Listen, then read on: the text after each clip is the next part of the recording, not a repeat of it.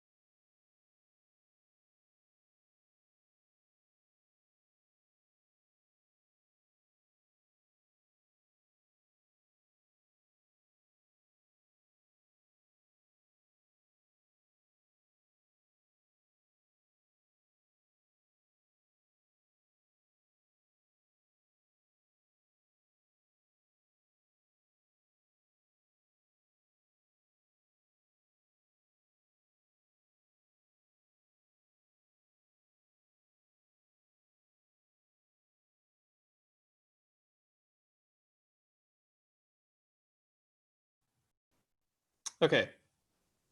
So let's go over this. So we expect for the first one, right, we have f of x equals x cubed at x equals 2, right? So we expect f prime of x to be, 3x squared, which is 12 in this case. So what we can do, well, I mean, we can look at the limit as x approaches 2 of x cubed minus 2 cubed over x minus 2. And actually, okay, yeah, we can just like calculate this directly because of the factorization, the difference of nth powers factorization. So this is the limit as x approaches 2 of x squared plus 2x plus 4, I think. So, yeah, that's 12. And this is because x cubed minus 2 cubed over x minus 2 equals x squared plus 2x plus 4 for x not equal to 2, right? So whenever you have some kind of like identity that holds for all values of x except for the value a that you're approaching, then you can, make that substitution in the limit, and it's valid. So for the next one, we had, I think, x squared cosine of x, yeah, at x equals 0. So x squared cosine of x at x equals 0. I mean, this one, well, I mean, you could calculate it the normal way, or you can just kind of like think about the fact that near x equals 0, cosine of x approaches 1. So the behavior of x squared cosine of x should really just be like the same as the behavior of x squared.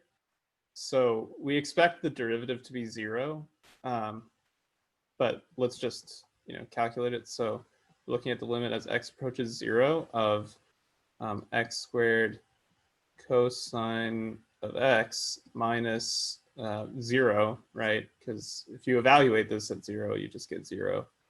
And then this is over x minus 0, which again, now, so now we have x in the denominator and x squared in the numerator. And for x not equal to 0, we're allowed to cancel those. So this is the same as the limit as x approaches 0 of x cosine of x, which is 0 times cosine of 0. That's, since x and cosine of x are continuous, right? So then this equals just 0, right? And then the last one was this rational function, 3x plus 4 over 2x minus 1. So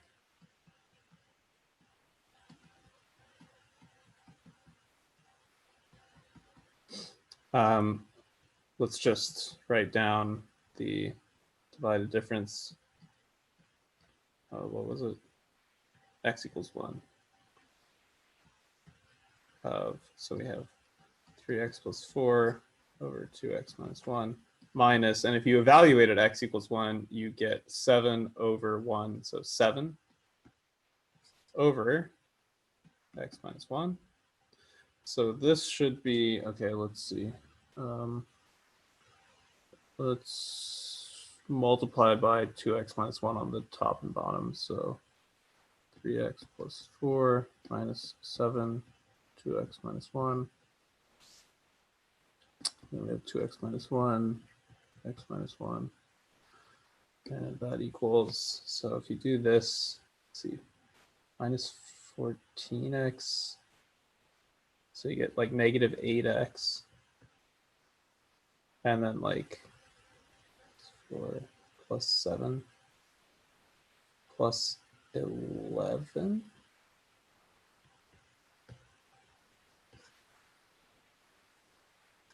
Wait, did I do something wrong? Oh, sorry. Yeah, 3 minus 14 is negative 11. Yeah, because the numerator should go to 0, right? Yeah, so then we'll have like 2x minus 1. And this is all in the limit, right?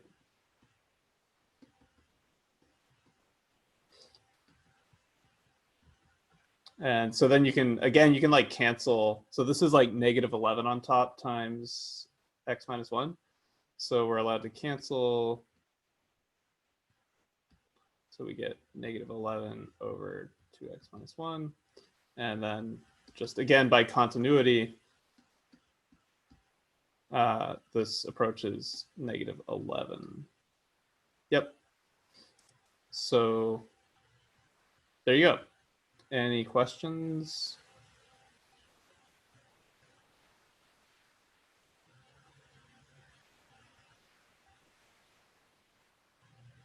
Yeah, so, these are sort of pretty routine. I mean, they're basically like the same as what you might do in like a intro calculus class, actually.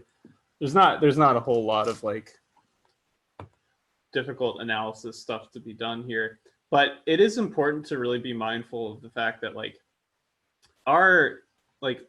what we mean by a limit, right, is like more, there's it is more complicated. I mean, it's a more substantial concept. The definition is richer than like what you've probably seen in the past. So I do advise you to be cautious. So how about just like general questions about the material? Are there any?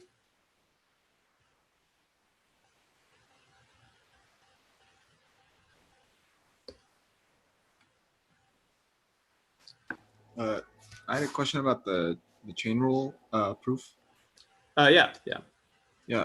So why do we need to go through the process of like determining that the one of the terms is bounded if the other one is 0 already? Like, isn't it just? Well, so yeah, what we were saying is, let's see. So we have, okay, let me kind of like recreate the context here. So we're looking at, so like let like xn approach a, and then we have like,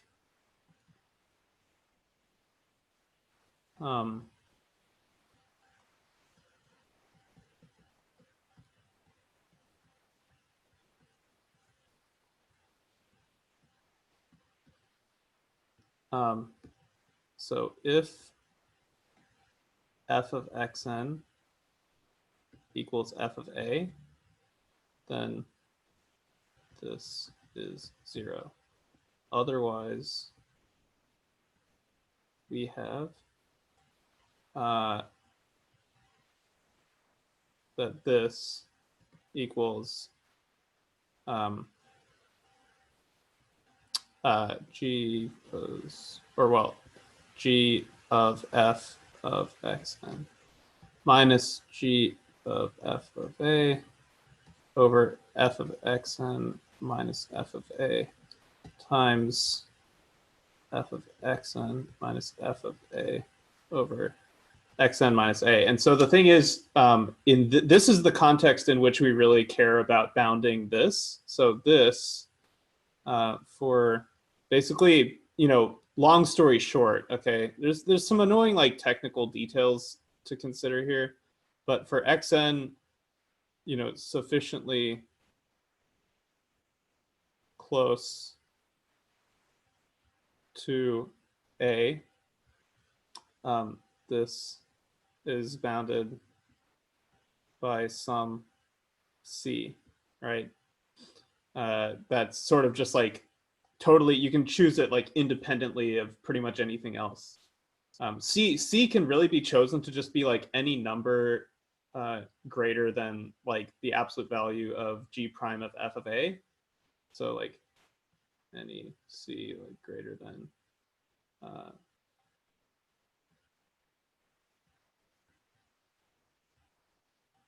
works. Okay, so the reason we have to like bound this term is that this term is not equal to 0. So this is not equal to 0. Okay, but what we're trying to say is like we know that it converges to 0. Like we did show that like regardless of whether f of xn equals f of a, right, or whatever, I mean just regardless of anything, the fact that there are values of x arbitrarily close to a for which f of x equals f of a implies that like, and the fact that we know that f is differentiable at a, that implies that the derivative of f at a is 0. So this does have to converge to 0, right? These terms do converge to 0. So like sometimes they might be equal to 0, but that's only in the situation where f of xn equals f of a, and then that's when we just like we already know that this entire expression is just 0 to begin with. But it's when this is not equal to 0 that's when we like really care about invoking this bound, to basically be able to say that like this overall sequence still converges to 0 no matter what. Does that make sense? Because if for some reason, if somehow these were converging to 0, but these were like growing unboundedly, then like this whole thing could do something weird. I mean, who knows? But that's just not possible because this ends up being bounded by some finite number. Just because G is differentiable at f of a, that forces when x gets like close to a, then f of xn gets close to f of a, so that forces this to be bounded by some like constant. So like once we establish that's bounded, then we have like those, or I don't know if it's a limit or a convergence theorem that says that like if that converges to 0 and multiplied by a bounded sequence, then it's yeah, like we have some, so there's something somewhere that says that like, you know, if let's say you know, an is less than or equal to like cbn or something, and like bn goes to 0, then like an also goes to 0.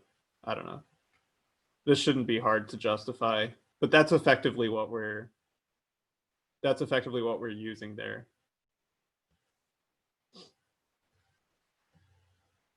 Yeah.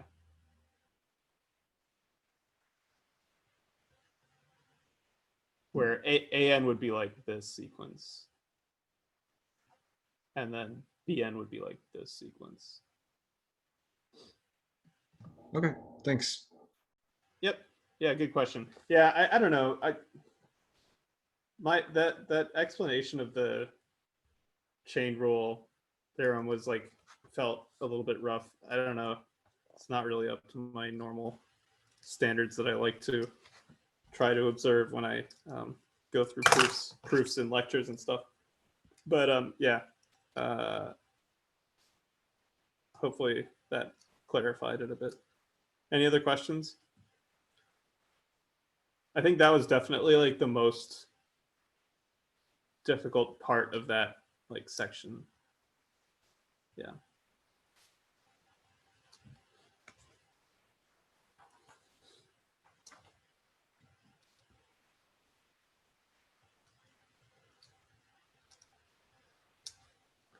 Okay.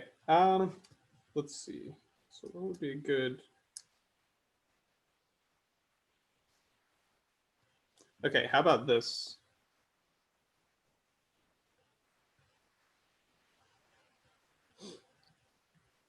So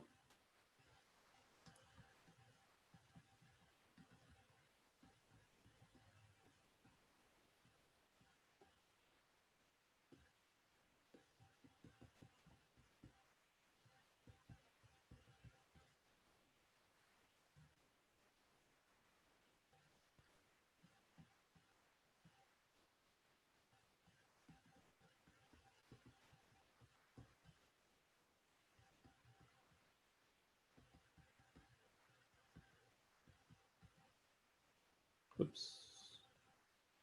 17.9. See, I believe I assigned that on a homework. And if not, then like it's not hard to prove that this. I mean, I'm sure we've talked about this at some point, like either in lecture or in a discussion or on a homework or something. This function has definitely come up, and the fact that it's continuous at 0, I'm sure, has come up somewhere. So yeah, it's continuous at 0. But then the question is f differentiable at x equals 0? Prove your answer. Okay, so yeah, I'm gonna go ahead and let you guys get into groups here. So since there are 5 of you, oops. Oh, okay, cool. Actually, yeah, I'll just make one room. 5 is kind of like a awkward number, but yeah. So all you guys can just chat with each other if you want. So let's do this, and we'll take like 10 minutes, I guess. So yeah, we'll come back at like, let's say 5:45.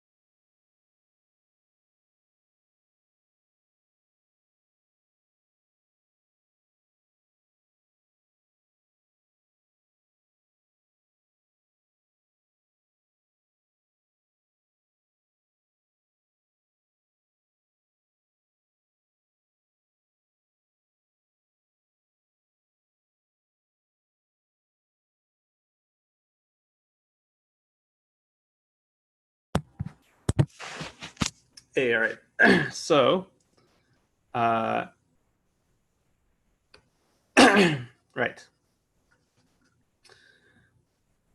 So the first part is just kind of like,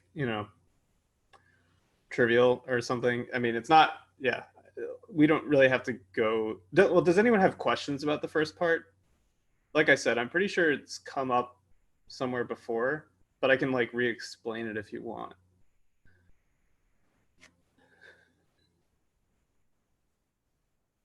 Okay. So what do you guys think about the differentiability? Do you think it is or isn't differentiable, and why? It's not differentiable. Okay, yeah. So it's not. That's true. So f is not differentiable at 0. So why is that? Because I think the limit just equals to limit as x approaches 0 at sine 1 over x, and that limit does not exist. Right. Yeah. So the limit as x approaches 0 of f of x minus f of 0 over x minus 0 is just the limit as x approaches 0, x sine of 1, whoops, 1 over x over x, which, yeah, we can cancel these because, again, x is not equal to 0 when we're taking the limit, right? So this is just sine of 1 over x. Right. Now, okay, so did you, I don't know. Well, you don't have to answer this, but I want to be very clear here. Let's see. Whoops. Okay. It is not valid to say that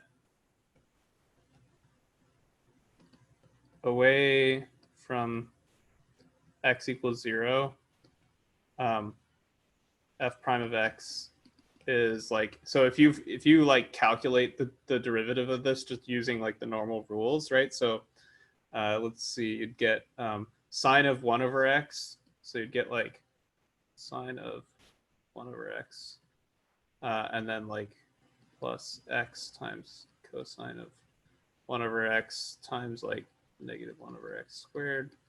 So this is like sine of 1 over x minus 1 over x cosine of 1 over x, right? Did I do that right? I think I did that right. Yeah. So anyway, and then to say like, to say, well, basically to use this to say anything is like not valid, I guess. But and this is, so like if you said like, okay, and this is not defined at 0, or like the limit as x approaches 0 of this does not exist, or whatever, right? That's not valid. Okay, sorry, I ran out of room. But like none of that stuff works. You can't use the stuff. This is like a formula for the derivative of f at values of x other than x equals 0, and this actually tells you nothing about what f prime might be doing at x equals 0 itself. As counterintuitive as that seems, yeah, you can't use this at all. So this, I don't know, I kind of wanted to use this problem as like an opportunity to make this point. And so to kind of illustrate this more, so there's another problem which is on the homework. So consider f of x equals x squared sine of 1 over x. So it turns out f prime of 0 equals 0 in this case. So let me like draw a picture. Okay.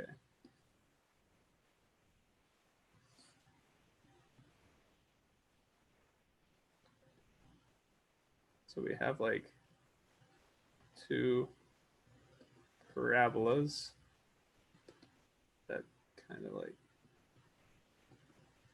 okay, pretend these are parabolas. They look kind of gross, but okay. Yeah, anyway. Really.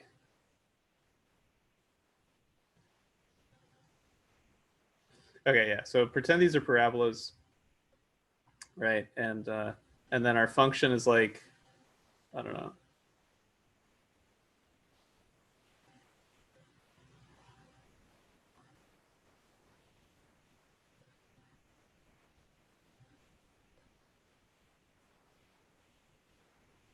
Something like that, right?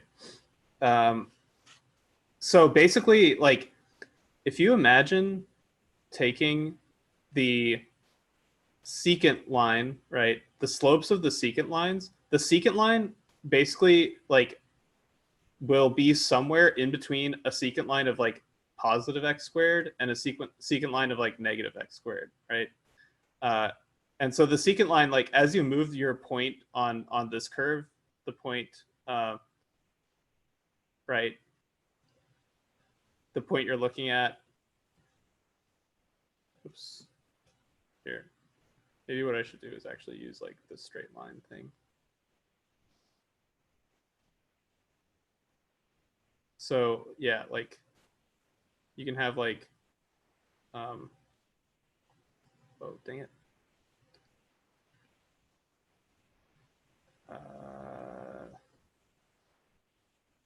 Or, you know, whatever.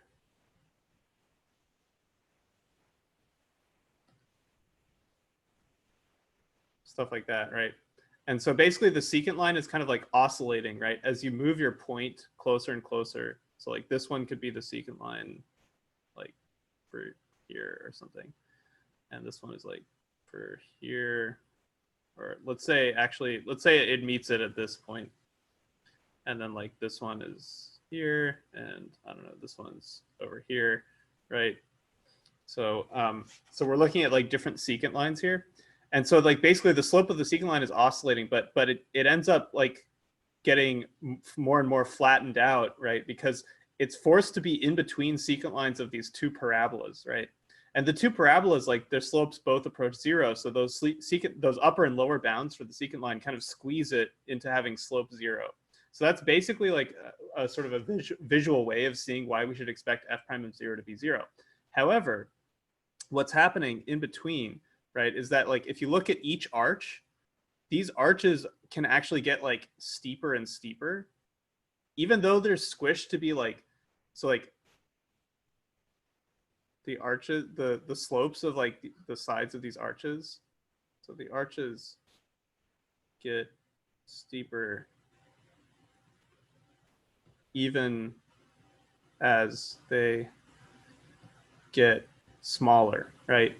So it's sort of like there's basically like no real relationship between the value of the derivative of this function, right?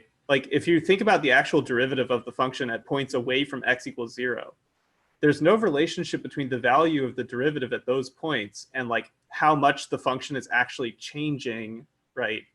Like the actual total amount of change in between two other points. So like the height, right? If you think about the height of two of these, of like an arch here, my point is basically that the total height of one of these arches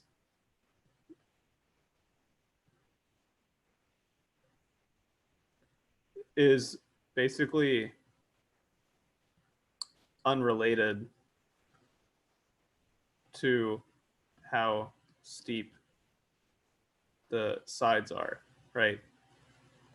So it's like we're really, really accustomed to thinking of like a derivative as being how fast the function changes, which is true in a sense. The main problem is that we don't have like a full appreciation for exactly how local that condition is. That it really only tells you how much, like how fast the function changes, like in sort of an infinitely small neighborhood of that point. So it's like if you're looking at two other points, right?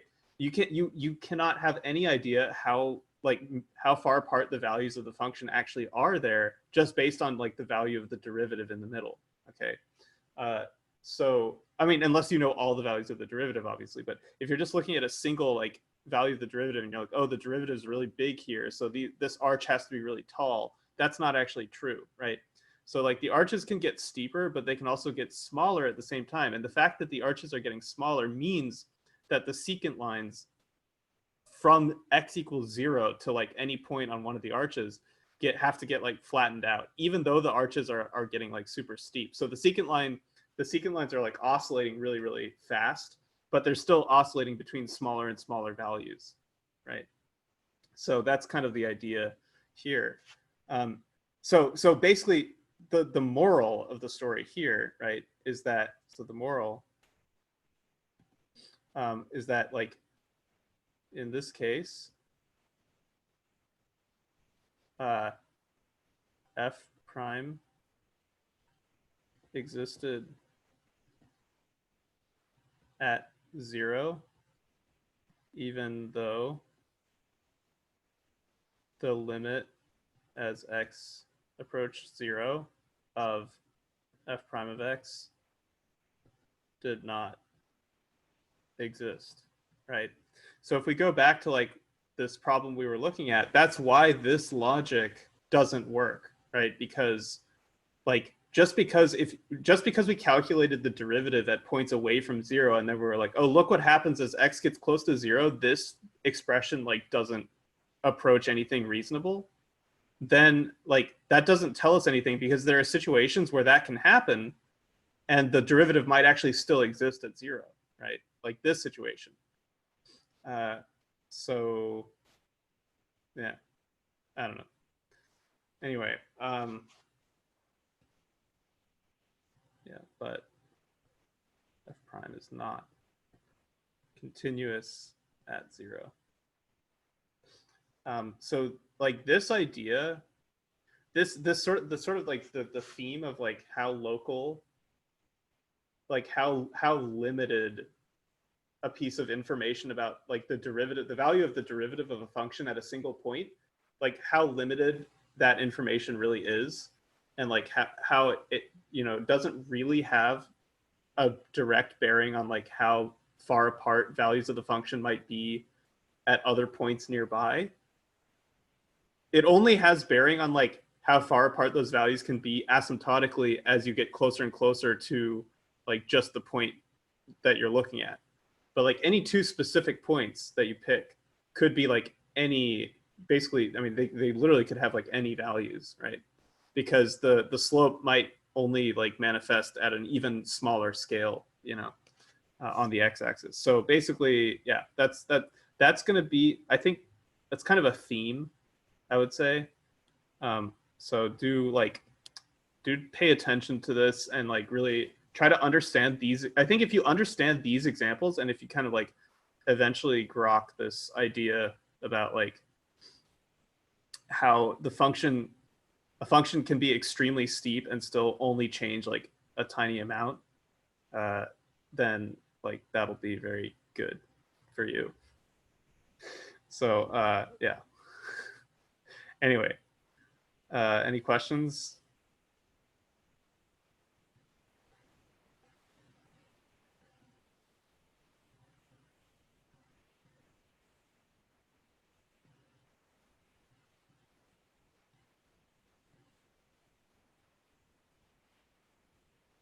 Okie dokie. Well, that's it for today then. Thank you. Yep. Thank you.